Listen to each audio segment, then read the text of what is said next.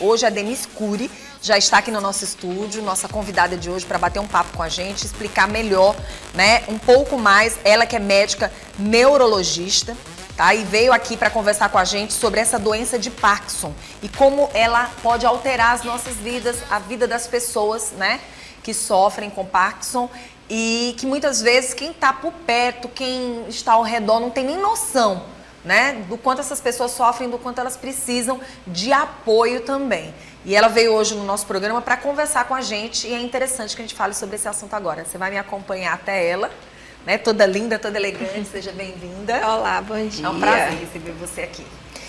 Para a gente falar como pode alterar essa situação, ela não é brincadeira e durante um ano inteiro as pessoas precisam de um cuidado especial, porque a gente, às vezes, as pessoas escolhem uma data X para falar de determinadas doenças e algumas doenças, elas caem no esquecimento, doutora.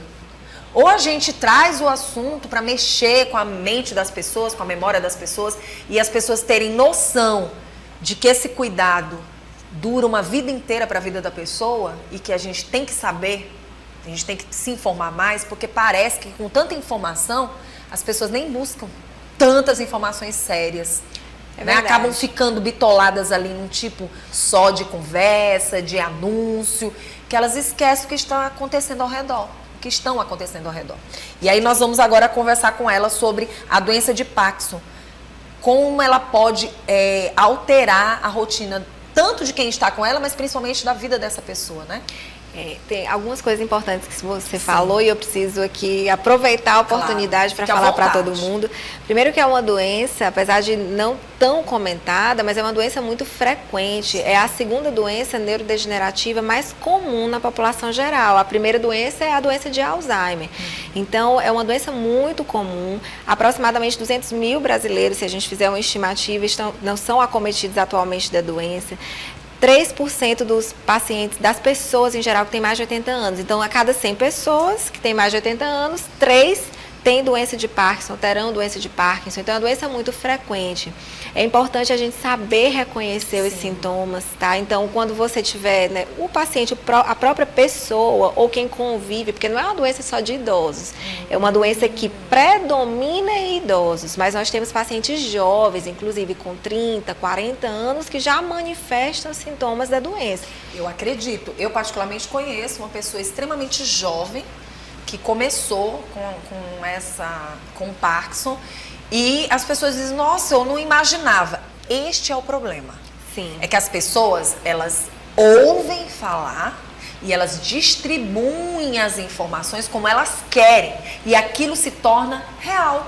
É uma realidade que vai parar na tua casa, na minha casa, na casa de todo mundo. E as pessoas, no lugar delas procurarem mais informações sobre essa doença, não, elas simplesmente deixam. E isso não pode acontecer. Não dá mais tempo das pessoas esperarem as doenças chegarem, mas sim terem a prevenção. Olha o que a doutora falou. E aí a gente chama atenção. A partir dos 30, não. A qualquer momento pode acontecer? Jovens. Geralmente, quando eu tenho doença de Parkinson em jovens, tem um caráter genético mais associado. Alguém da família, as raízes, né? Mas é importante, e também algumas causas que são secundárias. Mas eu acho que o mais importante hoje é a gente lembrar de como que a doença se apresenta. Sim, claro. A partir de que momento você já começa a observar que algo não está, porque a pessoa deve perceber que algo não está legal. Isso. E o que é que ela percebe? Na verdade, começa a mexer no movimento. Então, a própria pessoa, quem está acompanhando a pessoa, vai observar que um lado do corpo dela vai começar a ficar diferente. Então, mais lento, devagar. Quando você vai abotoar uma camisa, por exemplo, o lado que está mais lento, você percebe que... Como se tivesse enfraquecido. A agilidade do movimento fica diferente. Na hora de comer, vai pegar o garfo, uma faca fica diferente um lado do outro. Na hora de barbear, então, comece a observar. Algumas pessoas tremem.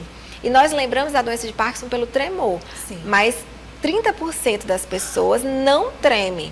Então, a gente muita gente acaba deixando passar despercebido. Exatamente, a gente não pode esperar pelo tremor. Além disso, a doença ela não é só do movimento. Então, é muito comum que a pessoa que tem Parkinson tenha alteração do movimento, mas também tenha outras coisas que fazem parte. Então, nós vamos querer saber quais são os tipos, né? Os tipos de problemas cognitivos que podem surgir com a doença de Parkinson. Isso. Foi muito importante você falar sobre a questão do tremor, porque na mente das pessoas, uma boa parte imagina que quem tem Parkinson tem que se tremer. E não, né? é verdade. Então, os outros problemas são relacionados à memória. Eu posso ter problemas relacionados à memória, mas especialmente quando a doença já está mais avançada. Não é comum a pessoa com doença de Parkinson ter problemas de memória no início. Sim. Além disso, constipação, alteração do olfato. Então, o paciente pode não sentir o cheiro das coisas. Além disso, alteração do sono. Então, o paciente começa a ter dificuldade de movimentação, né? Ou então até se movimentar demais à noite. Fala dormindo, como se estivesse tendo sonhos assim muito... Sabe aqueles sonhos reais? Muito reais. Isso, fala à noite, né? Às vezes até bate na pessoa que está ali do lado. Então, isso é um sinal que pode estar acontecendo algum processo neurodegenerativo para aquela pessoa. Depressão também é um sintoma. Pronto. Quando aquela pessoa nunca apresentou nenhum tipo de tremor, e aí ela passa por problemas emocionais. Às vezes, a gente identifica até pessoas que passaram por abusos, né? Pessoas que passaram por pressão psicológica, elas traumas. Às vezes você vê as pessoas, elas começam a mudar. Que momento que a gente tem que observar que o emocional entra e que pode levar ao Parkinson ou que não é. E que a gente tem que ficar atento sobre isso, porque às vezes a pessoa está ali com tremor, e não é Parkinson também, né? Exato. Então, tem duas coisas importantes. Nem todo tremor é Parkinson e nem toda doença de Parkinson tem tremor. Sim. Então, o tremor da doença de Parkinson, primeiro, é aquele tremor da mão parada. O paciente está aqui, ó, com a mão parada, ele começa a tremer. Ou está caminhando e o braço começa a tremer. É um pouquinho diferente do tremor de você botar uma colher na boca. Não é ele provocando a situação. Não. Mas existem algumas coisas que pioram o tremor em todas as situações. Uma delas é a ansiedade. Então, o paciente não causa o tremor, mas piora. Então, quem tem tremor... Que está ali guardadinho, escondidinho, exato, vem à tona. Exato. Então, no momento de um estresse emocional, você está ali numa discussão, alguma coisa, ou está falando em público, naquele momento o tremor aparece e fica mais intenso. Pronto, quando você fala desse emocional, e que pode não ser a doença de Parkinson, mas já é um alerta para a pessoa, não, mas eu fui, não é. Mas ele tem que ir no especialista certo, sim, apresentar quais são as queixas dele, em que momentos, sim, que ele está passando por aquilo, para que seja avaliado, não é verdade? Exatamente. Até porque, nesse caso, o diagnóstico ele não é dado por exame de imagem, não. O diagnóstico é clínico. Então, o médico especialista em distúrbios de movimento vai examinar o tremor, vai examinar a alteração do movimento e a partir disso vai te dizer, olha, a tua chance de ter doença de Parkinson é essa. E iniciar o tratamento. Pronto, aí se inicia o tratamento. Tem cura? Não. A doença de Parkinson é uma doença neurodegenerativa, mas é uma doença que, atualmente, nós temos várias opções de medicação, reabilitação e até mesmo cirurgia, que nós podemos fazer em associação para melhorar muito a qualidade de vida dessa pessoa, sim, né? Quando você fala dos delírios, alucinações, em que momento, em que estágio do Parkinson essa pessoa vai sofrer com esse tipo de situação? Na doença de Parkinson, essas alterações geralmente vêm na fase mais avançada. Sim. Agora, uma coisa interessante também, até para os pacientes que têm Parkinson, que estão aqui acompanhando, é que algumas vezes esses sintomas podem aparecer por efeito colateral de alguns medicamentos que nós usamos para tratar Parkinson. Então, sempre que observar uma alteração de comportamento, uma alteração em impulsividade ou alucinação, tem que relatar ao médico. Doutora, nós estamos falando uma coisa muito séria.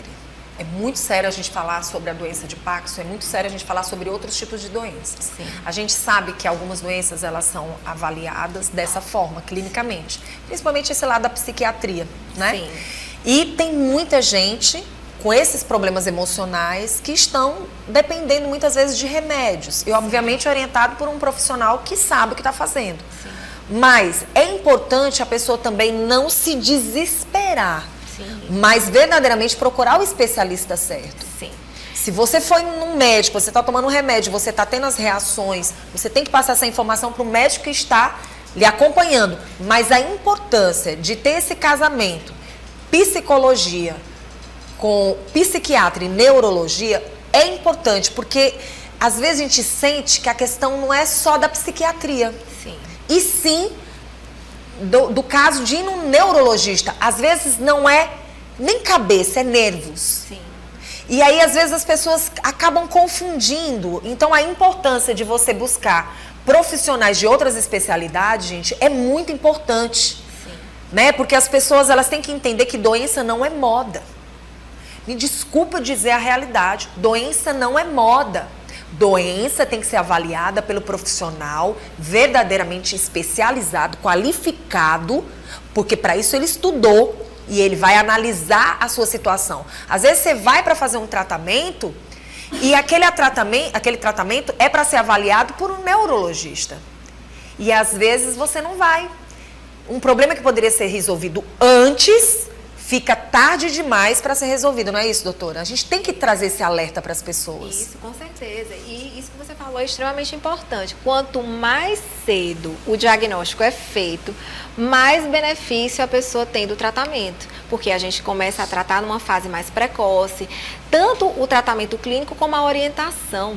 Então, nós médicos devemos orientar o paciente em relação a quais profissionais procurar, quem ele precisa. Sim. Tá? Esses distúrbios, eles trazem outros tipos de problemas que podem agravar ainda mais a vida dessa pessoa? Sim. À medida que a doença progride, a pessoa pode ter, por exemplo, alteração da forma de caminhar, aumenta o risco de cair. Na fase mais avançada da doença, pode ter dificuldade para engolir. Ela pode congelar? Pode acontecer dela, por exemplo, não querer nem se movimentar? Pode. Na verdade, isso não é voluntário, o cérebro que não consegue comandar muito bem o caminhado, mas existe uma alteração que chama congelamento de marcha, a gente chama até freezing, igual, né, de congelar.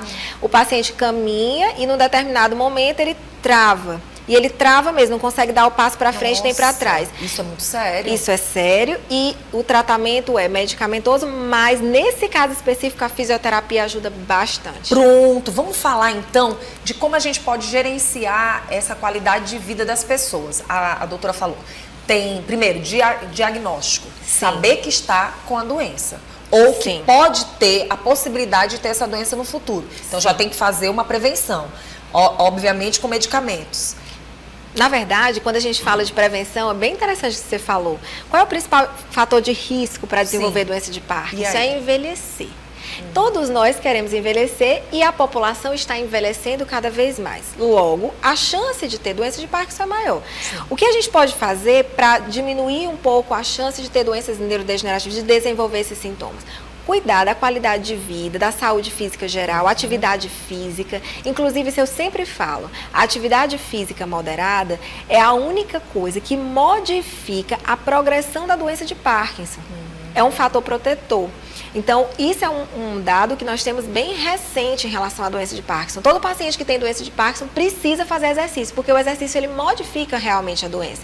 E quem não tem doença de Parkinson precisa envelhecer da forma mais saudável possível. Então, doutor, o que você está falando, na verdade, é nossos homens e mulheres que estão acima dos 50 anos, já não digo nem terceira idade, já digo logo, pessoas jovens, elas precisam sair de casa para se exercitar. Elas precisam ter o acompanhamento de outras pessoas com elas. Ou na fisioterapia. A fisioterapia ela é importantíssima. Hoje a gente tem vários tipos de especialistas aí para cuidar das pessoas, né? Sim. E aí, como é que essa pessoa vai gerenciar, por exemplo, essa marcha de congelamento sozinha? Porque a gente sabe que tem muita gente que, até a dificuldade muitas vezes de querer ter alguém perto para cuidar. Exato. É difícil porque existem estratégias que o fisioterapeuta ele estudou, ele treinou para te ajudar nisso. Então é melhor, é mais eficaz que eu busque a fisioterapia. Mais rapidamente eu consigo solucionar esse problema. E quando a pessoa já está no Parkinson avançado, como é que ela vai poder ter um tratamento que venha trazer essa qualidade de vida? Então, a doença de Parkinson avançada, aquela doença que compromete muito a qualidade de vida do paciente, faz inclusive ele ficar dependente de outras pessoas em algum momento. Nem todo mundo que tem doença de Parkinson vai chegar nessa fase. Existem pacientes que têm uma doença mais branda, mais leve. A doença é bem individual. O paciente que realmente chega numa fase avançada, que precisa de ajuda, nesse momento nós precisamos trabalhar especialmente prevenção de quedas, porque é o que leva à internação. coração, prevenção de engasgo, que é o que leva a ter pneumonia, internação. Até vontade de não querer comer, né? Isso é muito comum. Os sintomas depressivos existem, a apatia também é um outro sintoma. Então, nós começamos a tratar não só o movimento do paciente, mas todas as outras coisas que acontecem junto com o movimento. O intestino, ele é preso em quem tem doença de Parkinson. Então, a gente precisa dar remédio para o intestino funcionar. Entendeu? São várias coisas que acontecem nesse paciente. Falando sobre esse assunto hoje, como a gente pode chamar a atenção da sociedade, principalmente dos parentes, dos amigos, dos filhos, né? Para se atentar mais sobre essa doença? Bom, aí eu queria falar diretamente com vocês. Na verdade, o que acontece é que ter alteração do movimento não é comum para o envelhecimento. Não é comum, não é normal ter alteração do movimento no envelhecimento. Assim como não é normal ter alteração da memória no envelhecimento. Aquela história de que a gente fala, tá envelhecendo, por isso ele tá andando assim, está envelhecendo, por isso que ele tá esquecendo. Até a gente às vezes brinca, é porque eu tô ficando velho, Não, essa conversa tem que não tirar. É normal. Então, toda vez que tiver alteração da marcha, alteração do movimento, tremor, alteração do olhar, alteração do discurso, do comportamento, da memória, tem que ser investigado, porque isso pode ser o início de uma doença neurodegenerativa ou até mesmo de uma doença que a gente pode reverter. Existem vários tipos de doença. Hoje nós estamos falando de doença de Parkinson, que é uma doença que a gente acompanha, não tem cura. Mas existem doenças que se parecem com ela, que têm cura, então a gente precisa acompanhar e dar o diagnóstico. Então o alerta é, observar alguma coisa diferente, leve para avaliação do especialista. Doutora, como neurologista, a gente também tem que chamar a atenção das pessoas, principalmente relacionado ao psicológico. Sim. Nunca se viu tantas queixas nos últimos tempos, depois da Covid, com a chegada da Covid para cá, de pessoas que estão desesperadas, em busca de algo que venha trazer qualidade de vida para elas no dia a dia. E às vezes o que a gente percebe é que a gente tem que primeiro começar algo. Começar a se alimentar bem, começar a fazer a caminhada de verdade, daí então partir para as academias, para outros tipos de exercício, mas acima de tudo, cuidar de dentro para fora, né? Concordo 100% com você. E aí eu também trago uma outra questão que eu sempre gosto de alertar. O paciente que tem doença de Parkinson, dependendo da fase em que ele está, ele sempre tem alguém que cuida. E nós precisamos cuidar do cuidador. Então eu sempre converso sobre isso, nós sempre conversamos. No momento em que nós damos o diagnóstico de doença de Parkinson para alguém, nós precisamos ficar bem atentos à pessoa que cuida daquele paciente. Porque ela também está sofrendo. Porque ela tem uma chance muito grande de desenvolver transtornos mentais ao longo do acompanhamento da doença. Então, é uma doença que impacta não só no paciente, mas impacta no paciente e na família inteira, em todo o ambiente. Você sabe que essa cadeia, ela às vezes é tão desassistida, porque as pessoas ficam ligadas muito a quem está com o problema e esquece quem está ao redor. Que são pessoas que também estão precisando de apoio, que estão precisando dessa ajuda. Sim. Porque assim, é impressionante, gente, mas algo que eu vou falar aqui na presença da doutora. Depressão, tá? Depressão é algo tão sério, tão sério, tão sério, que, sinceramente, o que tem que ser chamado a atenção é que, às vezes, pessoas extremamente ativas, da noite pro dia, elas caem. Sim. Porque não são elas. Às vezes as pessoas têm força para enfrentar, mas essa força ela é tão buscada, tão buscada, tão buscada, que uma hora ela se fragiliza. Sim. E é por isso que as pessoas têm que observar quem está ao redor. Às vezes a gente diz assim, fulana era tão ativa, era tão brincalhona, era tão trabalhadora, de repente está assim. Isso. Mas na verdade, quando vem, pega sem a pessoa perceber. Exato. Então a gente precisa tirar um pouco o julgamento e tentar ajudar. Mudança de comportamento, nem sempre as pessoas conseguem falar o que estão sentindo, né? E especialmente pessoas que têm 50, 60 anos, que vieram de uma outra época, uma existe cultura também diferente. um orgulho, né? Aquele orgulho de você ser muito ativo, de você ser trabalhador, de você ter tido uma vida muito independente, você não quer depender dos outros. Exato. E às vezes você não compreende o que está acontecendo, então precisa de ajuda. Quem observar, chegue perto da pessoa, tente ajudar de alguma maneira, né? Acolher, ter um pouco de empatia, isso ajuda muito, tá? Obrigada por você ter vindo falar sobre esse assunto e vamos chamar a atenção, já começar logo. Outra coisa que eu queria pra gente encerrar totalmente essa conversa, você falou que tem um exame clínico, né? Que é Sim. lá com um especialista, mas depois que recebeu esse exame clínico, não quer dizer que você não vai continuar. De quanto em quanto tempo é interessante procurar um neurologista? Porque as pessoas só procuram quando precisam, doutora. Então, na verdade, o paciente que tem doença de Parkinson, isso que você falou é importantíssimo. Eu falo todos os dias.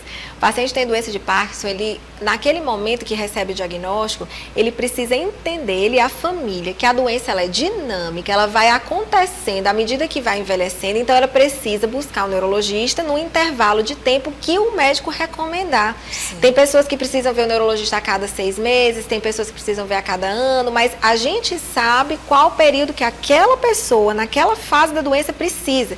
Então, é importantíssimo. Sabe uma das coisas que eu percebi, que eu falo pra você que está em casa assistindo o nosso programa, é que a maioria das pessoas que acabam tendo mais problemas são aquelas que não fizeram o tratamento certo para parar até a medicação. Tem algumas medicações que elas vão ter tempo para parar. Sim. Mas tem pessoas que saem da consulta, se sentem bem e aí ficam com aquele remédio pro resto da vida. Sim. Isso eu acho que às vezes é um erro muito grande do paciente. Ou então para o remédio na hora errada, porque estão se sentindo bem. Então só quem pode começar ou terminar. É claro que todo o tratamento é conversado, né?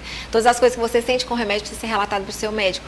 Mas só quem pode começar e terminar é a conversa entre o médico e o paciente. Verdade. Muito obrigada, tá? Quem Obrigada quiser entrar em contato com a doutora, basta só ficar ligado aí com o Instagram dela, tá? Tá bem aí na telinha pra você. Eu queria que você reforçasse o seu Instagram pra quem tá em casa. Ótimo, eu tô sempre à disposição, tá, gente? Então, se precisarem falar comigo, podem entrar em contato, mandar uma mensagem. O meu Instagram é @DeniseCurimneuro, tá aí na tela, tá certo? Será um prazer. Obrigada, tá?